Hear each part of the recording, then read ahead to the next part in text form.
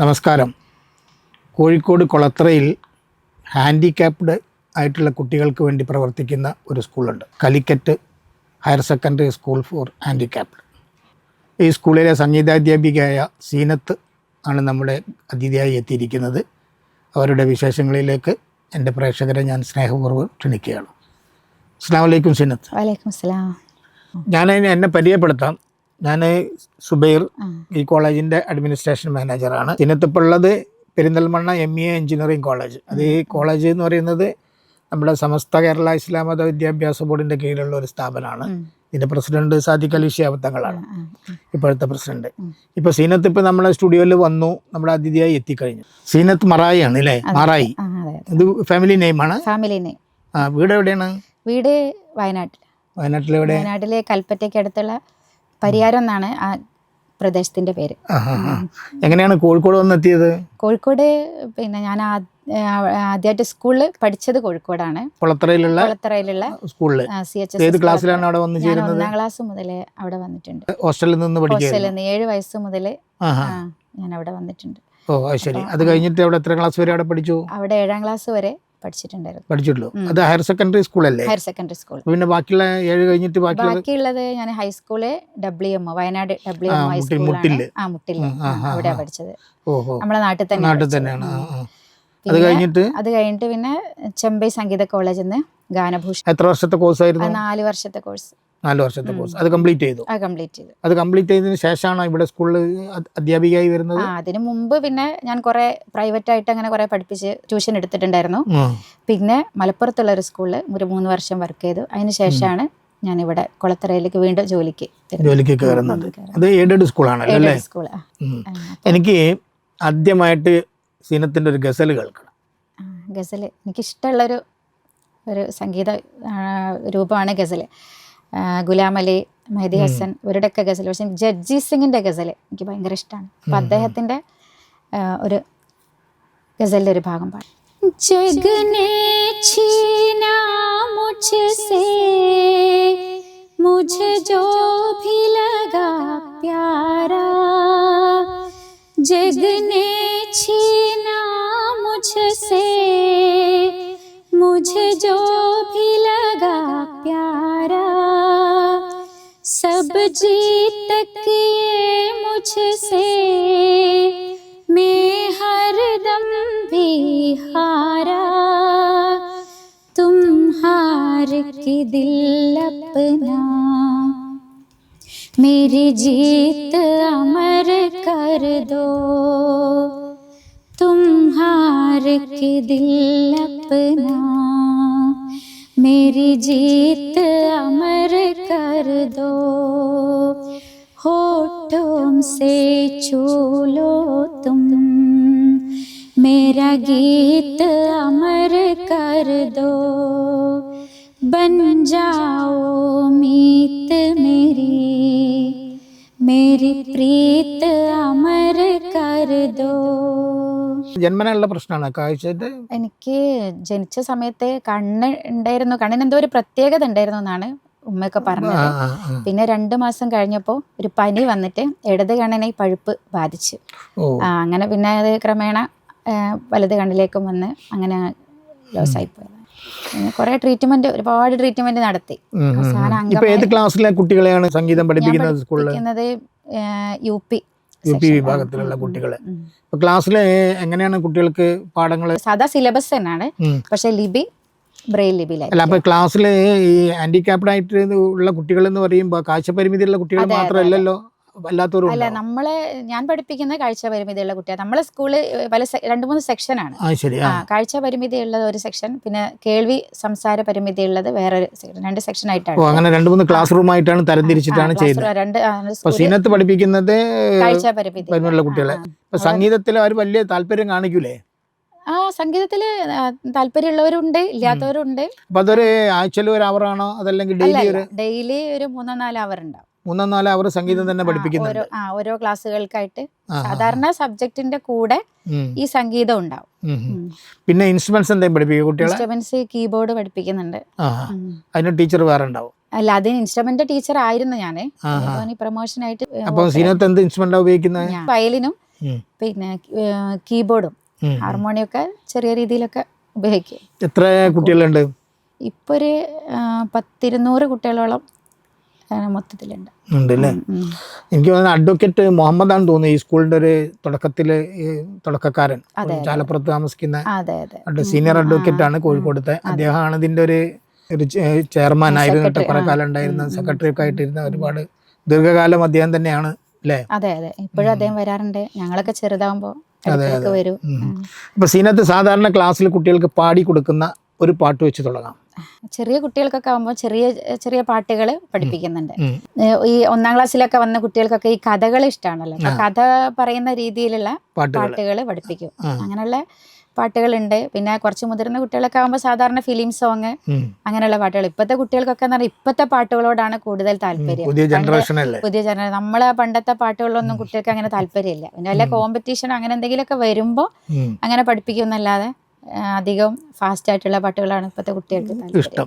ചെറിയ കുട്ടികൾക്ക് പഠിപ്പിക്കുന്നവര് കഥ പറയുന്നൊരു മുത്തശ്ശി, കളി പറയുന്നൊരു മുത്തശ്ശി, 4ഉം കൂട്ടി മുറുക്കി തുപ്പി കുനി നടക്കും മുത്തശ്ശി, കള്ളന്മാരുടെ കഥ പറയുമ്പോൾ കണ്ണ് മിഴിക്കും മുത്തശ്ശി, കഥയിലെ രാജകുമാരി കരഞ്ഞാൽ കൂടെ കരയും മുത്തശ്ശി. ചെറിയ പ്രായത്തിൽ രണ്ട് കാഴ്ചയും നഷ്ടപ്പെട്ടു. അപ്പം അതിൻ്റെ ശേഷമുള്ള ഒരു സീനത്തിൻ്റെ ഇതുവരെയുള്ള ഒരു വളർച്ചക്ക് ഏറ്റവും കൂടുതൽ സഹായമായി നിന്നിട്ടുള്ളത് പാരന്റ്സ് തന്നെ ആയിരിക്കുമല്ലോ അല്ലേ? വീട്ടില് വേറെ ആർക്കെങ്കിലും പാടാനാ? വീട്ടില് പിന്നെ അത്യാവശ്യം സംഗീതം ഇഷ്ടപ്പെടുന്ന ആളുകളാണ് എല്ലാവരും. വീട്ടില് പാടുന്നവരുണ്ട്. ജ്യേഷ്ഠനും അവരെ മക്കളും ജ്യേഷ്ഠത്തിയൊക്കെ പാടുന്നവരുണ്ട്. ആർക്കോ ഒരു ടാലന്റ് ഉണ്ട് ആർക്കാ. പിന്നെ ഉപ്പ പാട്ടിനെ നന്നായിട്ട് സ്നേഹിക്കുന്ന ആളായിരുന്നു. ഉപ്പാക്ക് ഇവിടെ പാട്ടുണ്ടെങ്കിലും പിന്നെ അതുപോലെ ഈ വിരുന്നുകാരൊക്കെ വീട്ടിൽ വരികയാണെങ്കിൽ പിന്നെ എന്നെ പരിചയപ്പെടുത്തും, എന്നെ കൊണ്ട് പാട്ട് പാടിക്കും. വെക്കേഷനിൽ സ്കൂളിൽ നിന്നൊക്കെ പോയി കഴിഞ്ഞാല് പിന്നെ വേറെന്താ പഠിച്ചോന്നല്ല ചോദിക്കുക, പാട്ട് പഠിച്ചോന്ന് ചോദിക്കുക. അപ്പൊ എന്റെ പാട്ട് ഇഷ്ടപ്പെടുന്നതാണ്. എന്റെ പാട്ട് ഇവിടെ ഉണ്ടെങ്കിലും ഉപ്പ കൂടെ വരുമായിരുന്നു. ഉപ്പ മരിക്കുന്നവരെ കഴിയുന്നിടത്തോളം ഉപ്പ വരുമായിരുന്നു. പിന്നെ അതുപോലെ റേഡിയോയിൽ ആദ്യമായിട്ട് ഞാൻ പാട്ട് പാടിയ സമയത്ത് അന്ന് ഞങ്ങളെ വീട്ടിൽ ടൈപ്പ് റെക്കോർഡറൊന്നുമില്ല. അടുത്ത വീട്ടിൽ പോയിട്ട് അത് റെക്കോർഡ് ചെയ്യിച്ച് അത് ഇടയ്ക്കിടയ്ക്ക് കേൾക്കുമായിരുന്നു. ഒരു പൊതുവേദിയിൽ പാടുന്നത് ആദ്യമായിട്ട് ഏത് ക്ലാസ് പഠിക്കുമ്പോഴാണ്? പൊതുവേദിയിൽ ഞാൻ 1ാം ക്ലാസ് പഠിക്കുന്ന സമയത്ത് തന്നെ പിന്നെ ഒരു വികലാംഗ ദിനം, അന്ന് വികലാംഗ ദിനം മാർച്ച്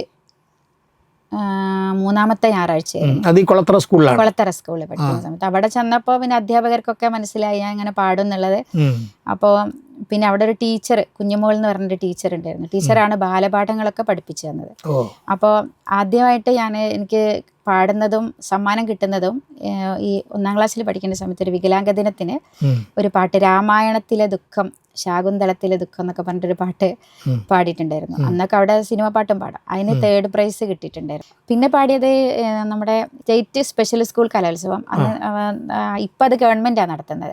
അപ്പം അന്ന് ഞങ്ങളുടെ സംഘടനയായ Kerala federation of the blind അത് ആലപ്പുഴയിൽ വെച്ചായിരുന്നു നടത്തിയിരുന്നത്. അന്ന് ഞാൻ 3ലോ 4ലോ മറ്റോ പഠിക്കുമ്പോഴാണ് ആ പാട്ടിൽ ഞാനൊരു ലളിതഗാനം പാടിയിട്ട് ഫസ്റ്റ് പ്രൈസ് കിട്ടിയിട്ടുണ്ടായിരുന്നു. ഫസ്റ്റ് പ്രൈസ് കിട്ടി. അമ്പാടി കണ്ണൻ നിന്നെ, അമ്പാടി കണ്ണൻ നിന്നെ പൊന്നോടെ കുഴലൂതി അഞ്ജന കണ്ണിളക്കി വിളിച്ചപ്പോൾ, അമ്പാടി കണ്ണൻ നിന്നെ പൊന്നോടെ കുഴലൂതി അഞ്ജന കണ്ണിളക്കി വിളിച്ചപ്പോൾ, ആരാരും കാണാതെ അരയാൽ കൊമ്പിലിരുന്നൊരാ പൂങ്കുയിലൊരു കിന്നാരം ചൊല്ലി, അമ്പാടി കണ്ണൻ നിന്നെ പൊന്നോടെ കുഴലൂതി അഞ്ജന കണ്ണിളക്കി വിളിച്ചപ്പോൾ. ഈ പാട്ടാണ് ശരിക്കും എനിക്കൊരു തുടക്കത്തിലൊരു ബ്രേക്ക് ആയിട്ടുള്ള ഒരു പാട്ട്. എല്ലാവർക്കും സംസ്ഥാന തലത്തിലുള്ള അതെ അതെ വലിയൊരു ബുക്കായിരുന്നു കിട്ടിയ, എന്തോ ഒരു ഡിക്ഷണറിയോ അങ്ങനെ എന്തോ ഒരു ചെറിയ കുട്ടിയായതുകൊണ്ട് എനിക്ക് ശരിക്കും ഓർമ്മയില്ല. പിന്നെ ഇതില് ദൂരദർശനിലൊക്കെ ആ പാട്ട് വന്നു. പിന്നെ എല്ലാവർക്കും ഭയങ്കര ഇഷ്ടമായി ആ പാട്ട്. കാരണം ഈ മൂന്നാം ക്ലാസ്സിൽ പഠിക്കുമ്പോഴോ 3-ോ 4-ോ മറ്റോ പഠിക്കുന്ന സമയത്താണ്. അപ്പൊ അത് അതിന്റെ ശേഷം പിന്നീട് മത്സരങ്ങളിലും പങ്കെടുത്തോ? പിന്നീട് മത്സരങ്ങളിലൊക്കെ പങ്കെടുത്തു, തുടർച്ചയായിട്ട് ഇങ്ങനെ പങ്കെടുക്കുമായിരുന്നു. പിന്നെ 7-ാം ക്ലാസ് പഠിക്കുന്ന സമയത്ത് സബ് ജില്ല കലാതിലകായിരുന്നു. അത് നോർമൽ കുട്ടികളുടെ കൂടെ തന്നെ ആയിരുന്നു പങ്കെടുത്തിരുന്നത്. കഥാപ്രസംഗം, പിന്നെ മലയാളം റെസിറ്റേഷൻ, ലൈറ്റ് മ്യൂസിക്, മാപ്പിളപ്പാട്ട്, ഇങ്ങനെ 3-4 ഐറ്റംസ്. പിന്നെ ഗ്രൂപ്പ് സോങ് ഒക്കെ പങ്കെടുത്തിട്ട് അങ്ങനെ കലാതിലകായിരുന്നു. പിന്നെ അങ്ങനെയൊക്കെ ഉണ്ടായി. പിന്നെ ഹൈസ്കൂളിൽ പോയതിന് ശേഷം 2 പ്രാവശ്യം സ്റ്റേറ്റിൽ പോയിട്ടുണ്ട്. പിന്നെ കോളേജിൽ പഠിക്കുന്ന സമയത്ത് ഇതുപോലെ ഒരു സ്റ്റേറ്റ് കലോത്സവത്തിന് 3 ഐറ്റംസിന് ഇതുപോലെ തന്നെ ഫസ്റ്റ് പ്രൈസ് ഉണ്ടായിരുന്നു. ലൈറ്റ് മ്യൂസിക്, അങ്ങനെ ഇതൊക്കെ 3 ഐറ്റംസിന്. അന്ന് പിന്നെ മനോരമയിലൊക്കെ അങ്ങനെ ഇതൊക്കെ വന്ന് ഫീച്ചറൊക്കെ വന്ന് ഭയങ്കര അങ്ങനെ കുറച്ച് ഹിറ്റായിരുന്നു. അങ്ങനെ ആളുകളൊക്കെ അങ്ങനെ പരിചയപ്പെടാനൊക്കെ അതിലൊരു ലൈറ്റ് മ്യൂസിക് ഉണ്ടായിരുന്നു. നല്ലൊരു ഇത് തന്നിട്ടുണ്ടായിരുന്നു. അത് ഓർമ്മ ഉണ്ടോ? അത് രാവറിയുമോ എരിതീയിൽ പിടയും പകലിൻ്റെ വേദന, മിഴിനീരറിയുമോ ഹൃദയത്തിലല തല്ലും കഥനത്തിൻ ചേതന,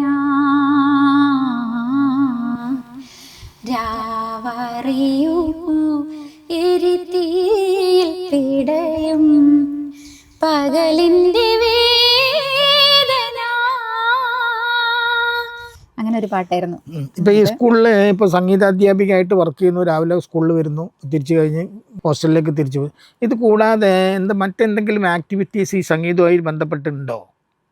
സംഗീതമായിട്ട് പിന്നെ പാട്ടുകൾ കേൾക്കും, ഇഷ്ടംപോലെ കേൾക്കും. പിന്നെ വല്ലപ്പോഴും പ്രോഗ്രാമുകളൊക്കെ കിട്ടിയാൽ ആദ്യമൊക്കെ സാധാരണ ഗ്രൂപ്പിൽ പോകാറുണ്ടോ? ട്രൂപ്പിൽ ഉണ്ടായിരുന്നു. ഇപ്പൊ പിന്നെ ജോലി കിട്ടിയതിന് ശേഷം കുറവാണ്. പിന്നെ റീഡിങ് സംഗീത നല്ല ഇഷ്ടമുള്ളൊരു സംഗതിയാണ്.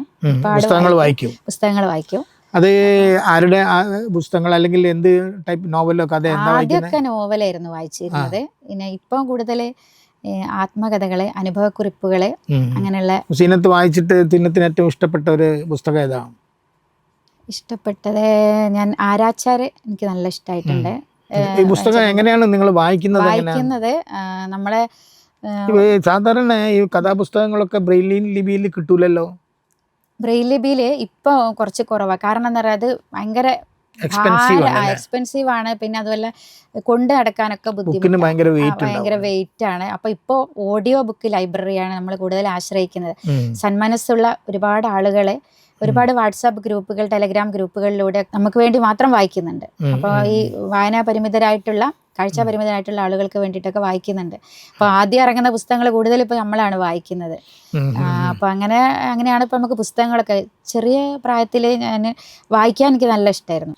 ഈ ഫോൺ എങ്ങനെയാണ് ഉപയോഗിക്കുന്നത്? ഫോൺ ഉപയോഗിക്കുന്നത് ഈ ഫോണിൽ സാധാ ഫോൺ തന്നെയാണ്. പക്ഷെ നമുക്കതിൽ ഒരു ടോക്ക് ബാക്ക് എന്ന് പറഞ്ഞിട്ടൊരു സാധനമുണ്ട്. അത് പിന്നെ ഓണാക്കി കഴിഞ്ഞാൽ അതിലെല്ലാം നമുക്ക് കാഴ്ചയുള്ളവർ ഉപയോഗിക്കുന്ന എല്ലാം തന്നെ നമുക്ക് ഉപയോഗിക്കാൻ പറ്റും. അപ്പൊ അത് ഉപയോഗിച്ചിട്ടാണ് ആ നിലക്കാണ് ഈ യാത്രകളൊക്കെ തനിച്ചാണല്ലോ. യാത്രകൾ ഇപ്പൊ ഏതാണ്ടൊക്കെ തനിച്ച് യാത്ര ചെയ്യും. സാധാരണ ഫോൺ തന്നെയാണത്. പക്ഷെ അത് നമ്മളിങ്ങനെ ഉപയോഗിച്ചിട്ട് എല്ലാം വാട്സപ്പ്, യൂട്യൂബ്, വാട്സപ്പ് എല്ലാം നോക്കും. പിന്നെ നമ്മളെ പൈസയുടെ ഇടപാടുകള്, എല്ലാ കാര്യങ്ങളും ഇതിൽ ചെയ്യാൻ പറ്റും. ഇപ്പൊ സാധാരണ ഈ കാഴ്ചപരിമിതിയുള്ള ആളുകൾ ഇപ്പൊ എവിടെന്നെങ്കിലും റോട്ടിലൊക്കെ വെച്ച് കണ്ടാൽ ആളുകൾ മാക്സിമം ഒന്ന് റോഡ് മുറിച്ച് കിടക്കാനോ അല്ലെങ്കിൽ ഒന്ന് ബസ്സിൽ കയറാനൊക്കെ സഹായിക്കുള്ളൂ. അതിന്റെ അപ്പുറത്തേക്ക് ആരും അത് ശ്രദ്ധിക്കില്ല. അങ്ങനെ ഇപ്പൊ ഈ തനിച്ച് യാത്ര ചെയ്യുമ്പോൾ എന്തെങ്കിലും പ്രത്യേകിച്ച് ബുദ്ധിമുട്ട് അനുഭവപ്പെട്ടിട്ടുണ്ട്? ബുദ്ധിമുട്ട് ഇല്ല അങ്ങനെ പ്രത്യേകിച്ച്. നമുക്ക് പിന്നെ ആളുകളെ ഹെൽപ്പ് ചെയ്യാനുണ്ടാവും. പിന്നെ നമ്മളിപ്പോ റോഡ് ക്രോസ് ചെയ്യണമെങ്കിൽ, അല്ലെങ്കിൽ നമ്മളെ പിന്നെ ലേഡീസ് ആകുമ്പോൾ ചില സ്ഥലങ്ങളിൽ നമുക്ക് ലേഡീസ് എന്നുള്ളൊരു പരിമിതി ഉണ്ടാവില്ല, അത് എല്ലാവരും ഉണ്ടല്ലോ. അപ്പൊ അങ്ങനെയുള്ള ചില സ്ഥലങ്ങളിൽ അങ്ങനെ ഒരു പ്രശ്നം. എന്നാലും ഞാൻ എവിടെയും കുടുങ്ങിയിട്ടില്ല. ആളുകളെ ഹെൽപ്പ് ചെയ്യും. സ്ഥിരമായിട്ട് നാട്ടിൽ നിന്ന്, വയനാട്ടിൽ നിന്ന് കോഴിക്കോട്ടേക്ക് വരുന്നതൊക്കെ തനിച്ചാണ്. തനിച്ചാണ്. ഇത് എവിടെയൊക്കെ ദൂരെ എവിടെയൊക്കെ തനിച്ച് യാത്ര ചെയ്തിട്ടുണ്ട്? ഞാനിപ്പോ തനിച്ച് തിരുവനന്തപുരം വരെയൊക്കെ പോയിട്ടുണ്ട്. എന്തിനു വേണ്ടിയിട്ടാണ്? അത് ഇത് എന്തെങ്കിലുമൊക്കെ ആവശ്യങ്ങള്, ഓഫീസ് ആവശ്യത്തിന് അല്ലേ? അങ്ങനെയുള്ള ആവശ്യങ്ങൾ എന്തെങ്കിലുമൊക്കെ ഉണ്ടെങ്കിലൊക്കെ അങ്ങ് പോകും. വീട്ടിൽ ആരൊക്കെ ഉണ്ട്? വീട്ടിൽ ഞങ്ങൾ 5 മക്കളാണ്. ഞങ്ങളെ ഉമ്മ പിന്നെ ഇപ്പം മരിച്ചുപോയി, ഞാൻ 8ാം ക്ലാസ്സിൽ പഠിക്കുമ്പോൾ. പിന്നെ 2 സഹോദരന്മാര്, 2 സിസ്റ്റേഴ്സ്. അവരെല്ലാവരും വയനാട്ടിൽ തന്നെ? എല്ലാവരും വയനാട്ടിൽ തന്നെ. സീനത്തിന് ഇഷ്ടമുള്ള, സീനത്ത് പലപ്പോഴും ലതാജിയുടെ ഒക്കെ പാട്ടുകൾ ഞാൻ കേട്ടിട്ടുണ്ട്. അപ്പോൾ അതിൽ ഏറ്റവും ഇഷ്ടമുള്ള ഒരു ഹിന്ദി പാട്ട്? മौत भी आती नहीं, आस भी जाती नहीं, मौत भी आती नहीं, आस भी जाती नहीं, तुमको ये क्या हो गया, कोई शेर भाती नहीं, लौट कर मेरा जहां चुप गए हो तुम कहाँ, लौट कर मेरा जहां चुप गए हो तुम कहाँ, तुम कहाँ, तुम कहाँ, तुम कहाँ, तुम न जाने किस जहां में खो गए, हम भरी दुनिया में तन्हा हो गए, तुम न जाने किस जहां में खो गए. Okay, very good. കോഴിക്കോട് നിന്ന് സീനത്ത് തനിച്ചാണ് പെരിന്തൽമണ്ണ വരെ വന്നത്. എങ്ങനെയാണ് ഇങ്ങനെ ഈ തനിച്ച്? എനിക്ക് സത്യത്തിൽ ടെൻഷനായി. നിങ്ങൾ ഒറ്റയ്ക്ക് വരണമെന്ന് കേട്ടപ്പോൾ തന്നെ എനിക്ക് ഭയങ്കര ടെൻഷനായി. അപ്പം എങ്ങനെയാണ് ഇങ്ങനെ തനിച്ച് ഈ കാഴ്ചക്ക് പ്രശ്നം ഉണ്ടായിട്ട് പോലും നിങ്ങൾ ധൈര്യപ്പെട്ട് യാത്ര ചെയ്യുന്നത്?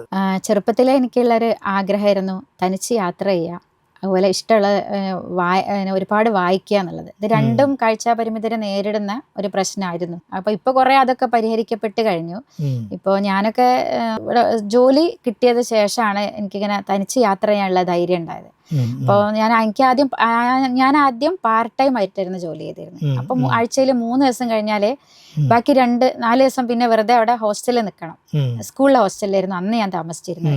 2 ആഴ്ച കൂടുമ്പോൾ ബ്രദർ വന്ന് കൊണ്ടുവരും. അപ്പോൾ പഠിക്കുന്ന സമയത്തൊക്കെ അവർ കൊണ്ടുവരികയൊക്കെ ചെയ്യുമായിരുന്നു. പിന്നെ ഇപ്പോൾ അവർ എനിക്ക് വേണ്ടി ബുദ്ധിമുട്ടുക, പിന്നെ അതുപോലെ ബസ്സിൽ ഇപ്പോൾ എനിക്ക് സീറ്റ് കിട്ടിയാൽ അവരെനിക്ക് നിൽക്കുമ്പോൾ നമുക്കൊരു പ്രയാസം, നമ്മളെ കൂടെ ഉള്ളവർ. അപ്പം ഞാൻ ഇങ്ങനെ ആലോചിക്കുമായിരുന്നു, നമ്മളെ കാര്യത്തിന് ഇനിയും മറ്റുള്ളവരെ ബുദ്ധിമുട്ടിക്കുന്നതിനേക്കാളും നമുക്ക് തന്നെ ഒന്ന് സ്വയം പരമാവധി മറ്റുള്ളവരെ ബുദ്ധിമുട്ടിക്കാത്ത രീതിയിൽ എല്ലാ കാര്യങ്ങളും ചെയ്യണം എന്നുള്ളൊരു ചാലഞ്ചായി ഏറ്റെടുത്തു. അങ്ങനെയാണ് പരിശീലിച്ചു.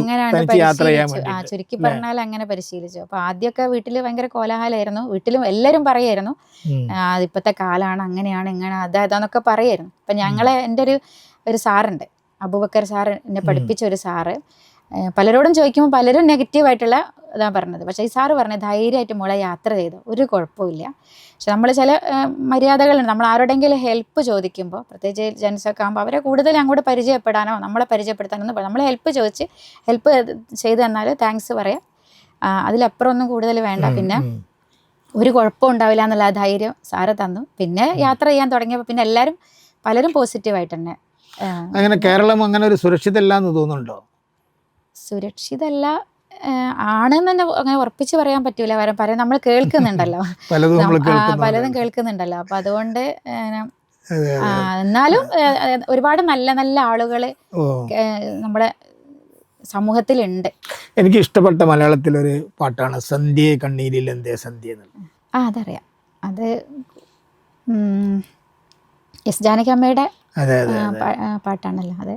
മുത്ത് കോർക്കും പോലെ വിഷാദ സുസ്മിതം നീ ചൂടി വീണ്ടും എത്തുകില്ലേ നാളെ, മുത്ത് കോർക്കും പോലെ വിഷാദ സുസ്മിതം നീ ചൂടി വീണ്ടും എത്തുകില്ലേ നാളെ,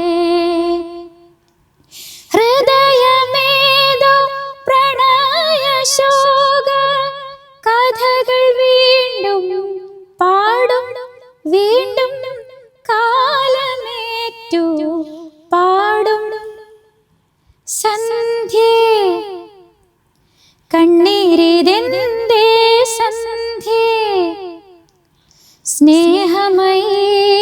കേഴുകയാണോ നീയും നിൻമുഖം പോൽ നൊമ്പരം പോൽ നിൽപ്പൂ രജനിഗന്ധി സന്ധ്യേ കണ്ണീരിതെന്റെ സന്ധ്യേ. വിവാഹം കഴിക്കാത്തത് എന്തുകൊണ്ടാണ്? അങ്ങനെ പ്രത്യേകിച്ച് കാരണമൊന്നുമില്ല. അങ്ങനെ കുറെ നോക്കിയിട്ടുണ്ടായിരുന്നു, പിന്നെ ഒന്നും ശരിയായില്ല. പിന്നെ അങ്ങനെ അതിനു വേണ്ടി അങ്ങനെ വല്ലാതെ അങ്ങനെ മെനക്കെട്ട് നിന്നിട്ടില്ല എന്ന് മാത്രം. കുറെ നോക്കി ശരിയായില്ല, പിന്നെ അങ്ങനെ അങ്ങോട്ട് പോട്ടെ എന്ന് വിചാരിച്ചു. കാഴ്ചയുടെ ഒരു പ്രശ്നം അതിലുണ്ടാവും. കാഴ്ച പരിമിതി ഉള്ള ആളുകൾക്ക് പൊതുവെ വനിതകൾക്ക് വിവാഹം വളരെ പ്രയാസമുള്ള ഒരു കാര്യമാണ്. ഇപ്പൊ പിന്നെ പുരുഷന്മാര് മൊത്തത്തില് അങ്ങനെയാണല്ലോ, ആർക്കും പിന്നെ സ്ത്രീകളെ കിട്ടാത്തൊരവസ്ഥയാണല്ലോ. ഇത് കണ്ണിന്റെ ഒരു പ്രോബ്ലം ആ സമയത്ത് ട്രീറ്റ്മെന്റ് ഒക്കെ എടുത്തിട്ടുണ്ടാവും. ഒരുപാട് ട്രീറ്റ്മെന്റ് ചെയ്തിട്ടുണ്ടായിരുന്നു അന്നത്തെ സാഹചര്യം അനുസരിച്ച്. അന്നിപ്പോ വയനാട്ടിലാണ് ഞങ്ങളെ ഉപ്പൊക്കെ എന്ന് പറഞ്ഞ ഒരു കൃഷിയുമായിട്ടൊക്കെ ഉള്ള അങ്ങനെ ഉള്ള ഒരാളാണ്. വയനാട്ടിലെ അന്നത്തെ സാഹചര്യം അങ്ങനെയായിരുന്നു. അപ്പോൾ കുറെ നോക്കിയിട്ടുണ്ടായിരുന്നു. അവസാനം അങ്കമാലിയിൽ നോക്കിയപ്പോൾ ഡോക്ടർ ടോണി ഫെർണാണ്ടസ് ആണ് പറഞ്ഞത് നോക്കിയിട്ട് കാര്യമില്ല. അതിനുശേഷം പിന്നെ ട്രീറ്റ്മെന്റ് ഒക്കെ നിർത്തി. എപ്പോഴെങ്കിലും വിഷമം തോന്നിയിട്ടുണ്ടോ സീനത്തിന് ഇങ്ങനെ ഒരു അവസ്ഥയിലായിപ്പോയാല്? വിഷമം എന്ന് പറയാൻ അങ്ങനത്തെ ഒരു വിഷമം തോന്നായികയല്ല, ചിലപ്പോഴൊക്കെ എന്തെങ്കിലുമൊക്കെ ഉണ്ടാവും. പിന്നെ ഒരു കണക്കിന് നമ്മൾ ഇതിനെ പോസിറ്റീവായിട്ട് കാണുകയാണ്. കാരണം ഇങ്ങനെ ആയതുകൊണ്ടാണ് ഞാനിപ്പോൾ ഇവിടെ വന്ന് ഈ ഇൻ്റർവ്യൂവിൽ പങ്കെടുക്കാനും ഇവിടെ സ്കൂളിൽ ജോലി ചെയ്യാനും ഒക്കെ സാധിച്ചത്. അപ്പോൾ നമുക്ക് എന്താ പറയുക, ഉർവശി ശാപം ഉപകാരം എന്ന് പറഞ്ഞ പോലെ അങ്ങനെ ഒരു രീതിയിൽ ചിന്തിച്ചാൽ നമുക്ക് അതിനെ പോസിറ്റീവായിട്ട് എടുക്കാം. ഒന്ന് നമുക്ക് ഒരു കുറവ് ദൈവം തന്നാൽ അതിന് എന്തെങ്കിലുമൊക്കെ പരിഹാരം ഉണ്ടാവും. പിന്നെ നമ്മൾ ഇതിനെ പോസിറ്റീവായി എടുത്ത് കൂടുതൽ നമ്മളിപ്പോൾ അങ്ങനെ വിഷമിച്ചിരുന്നിട്ട് കാര്യമില്ലല്ലോ. അപ്പോൾ നമ്മുടെ മുന്നോട്ടേക്കുള്ള എന്താ പറയുക, നമ്മൾ മനസ്സ് തളരാതെ നമ്മളതിനെ അതിജീവിക്കാൻ ശ്രമിക്കുക, ആരായാലും. അതാണ്. നിങ്ങൾക്കൊരു അസോസിയേഷൻ ഇല്ലേ, ബ്ലൈൻഡ്? അതെ അല്ലേ, ഫെഡറേഷൻ ഉണ്ടല്ലേ? ഫെഡറേഷൻ എന്തൊക്കെയാ ചെയ്യുന്നത്? നമ്മളെ കാഴ്ചയില്ലാത്തവരുടെ ഉന്നമനത്തിന് വേണ്ടിയിട്ടുള്ള എല്ലാ കാര്യങ്ങളും നമ്മുടെ ഫെഡറേഷൻ ചെയ്യുന്നുണ്ട്. എനിക്ക് തോന്നുന്നത് സീനത്തിന് കൂടുതൽ ഇഷ്ടം ജാനകിയമ്മനാണെന്നോ അല്ലേ? ജാനകിയമ്മ കൂടുതൽ അവരുടെ പാട്ടാണ് കൂടുതൽ പാടുന്നത്. പിന്നെ എല്ലാരും സുശീലാമ്മയെ ഇഷ്ടമാണ്, വാണി ജയറാമിന്റെ പാട്ട് നല്ല ഇഷ്ടമാണ്. എല്ലാരും ഇഷ്ടമാണ്. ചന്ദനക്കട്ടിലിൽ പാതിര വിരിച്ചിട്ട ചെമ്പകപ്പൊന്മാല തൂവിരിപ്പിൽ, ചന്ദനക്കട്ടിലിൽ പാതിര വിരിച്ചിട്ട ചെമ്പകപ്പൊന്മാല തൂവിരിപ്പിൽ, മധുവിധുരാവിനാൽ ചുണ്ടുകളിൽ പ്രേമ മകരന്ദമഞ്ജരിയേന്തി, മധുവിധുരാവിനാൽ ചുണ്ടുകളിൽ പ്രേമ മകരന്ദമഞ്ജരിയേന്തി, താനേ തിരിഞ്ഞും മറിഞ്ഞും തൻ താമരമെത്തയിലുരുണ്ടും മയക്കം വരാതെ മാനത്തു കിടക്കുന്നു മധുമാസ സുന്ദര ചന്ദ്രലേഖ. ഒരു പെരുന്നാൾ സന്ദേശം എന്നുള്ള നിലക്ക് സീനത്തിന് എന്താണ് നമ്മുടെ പ്രേക്ഷകരോട് പറയാനുള്ളത്? പെരുന്നാൾ സന്ദേശം എന്നുള്ള നിലക്ക് പറയാനുള്ളത്, പിന്നെ നമ്മുടെ പറയാനുള്ളത് ഒരു പാട്ടിലൂടെയാണ്. ഒരു നമ്മുടെ PT അബ്ദുറഹ്മാൻ സാഹിബിന്റെ, അദ്ദേഹം നല്ല ഒരുപാട് മാപ്പിളപ്പാട്ടുകൾ എഴുതിയൊരു കവിയാണ്. അപ്പൊ അദ്ദേഹത്തിന്റെ ഒരു പാട്ടിന്റെ ഒരു 4 വരി പാട്ട്. മനുഷ്യൻ മനുഷ്യനെ സ്നേഹിച്ച് നോക്ക്, മനസ്സിനകത്തൊരു പള്ളിയുണ്ടാക്ക്. മനുഷ്യൻ മനുഷ്യനെ സ്നേഹിച്ച് നോക്ക്, മനസ്സിനകത്തൊരു പള്ളിയുണ്ടാക്ക്.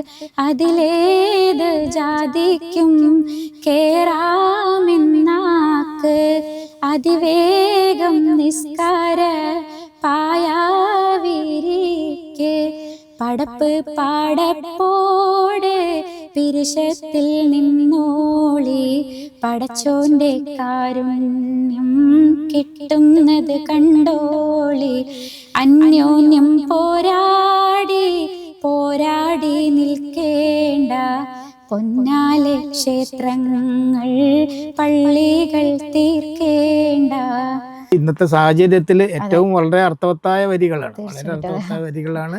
നമ്മളെല്ലാവരും അത് ഉൾക്കൊള്ളേണ്ടതാണ്. ജാതി മതവും ഒക്കെ നമ്മുടെ ഈ മറ്റു ആവശ്യങ്ങൾക്ക് മറ്റുള്ളവരെ വ്രണപ്പെടുത്താതിരിക്കാനേ ഏറ്റവും വളരെ വളരെ നല്ല വരികളാണ് അതൊക്കെ. നല്ല മനുഷ്യത്വത്തിന് നമ്മൾ പ്രാധാന്യം, മനുഷ്യർക്ക് പ്രാധാന്യം നൽകുക. കാഴ്ച നഷ്ടപ്പെട്ടാലും വളരെ മനോഹരമായ ഒരു ശബ്ദം നൽകി അനുഗ്രഹിച്ചിരിക്കുകയാണ് പഠിച്ചത്. വളരെ മനോഹരമായ ഒരു ശബ്ദമാണ് സീനത്തിൻ്റെ. അപ്പം പറയാനുള്ളത് ഇത്രയേ ഉള്ളൂ. സംഗീതത്തിൽ കൂടുതൽ കോൺസെൻട്രേറ്റ് ചെയ്യുക, കൂടുതൽ മറ്റുള്ളവർക്ക് ഒരു മാതൃകയായിക്കൊണ്ട് കൂടുതൽ കൂടുതൽ കുട്ടികളെ പഠിപ്പിക്കാൻ കഴിയുക. അതുപോലെ പൊതുവേദികളിലൊക്കെ പാടാൻ ശ്രമിക്കുക. ഒതുങ്ങിക്കൂടാതെ ജോലി ഉണ്ടല്ലോ, ഇപ്പോൾ നേരത്തെ സംസാരത്തിൽ പറഞ്ഞു എനിക്കൊരു ജോലി ഉണ്ടല്ലോ, അതല്ല. ആ ജോലി ഉണ്ട്, അത് ശരിയല്ല, അത് ജീവിക്കാൻ ജോലി ആവശ്യമാണല്ലോ.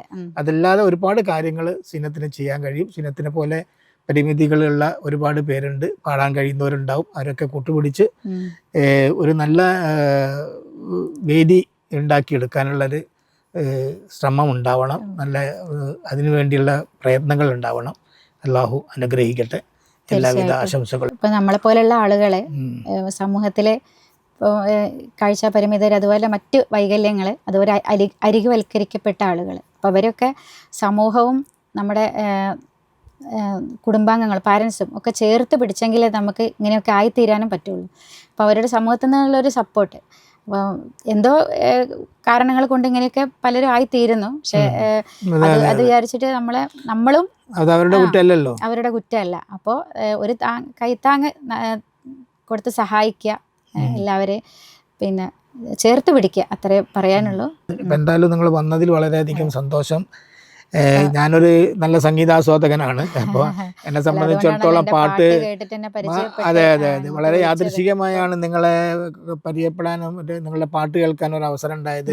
എൻ്റെ ഒരു സുഹൃത്ത്, വയനാട്ടിലുള്ള എൻ്റെ ഒരു സുഹൃത്താണ് നിങ്ങളെക്കുറിച്ച് പറയുന്നത്. അങ്ങനെയാണ്, ഞാനിവരെ അറിയാത്തൊരു സുഹൃത്താണത്.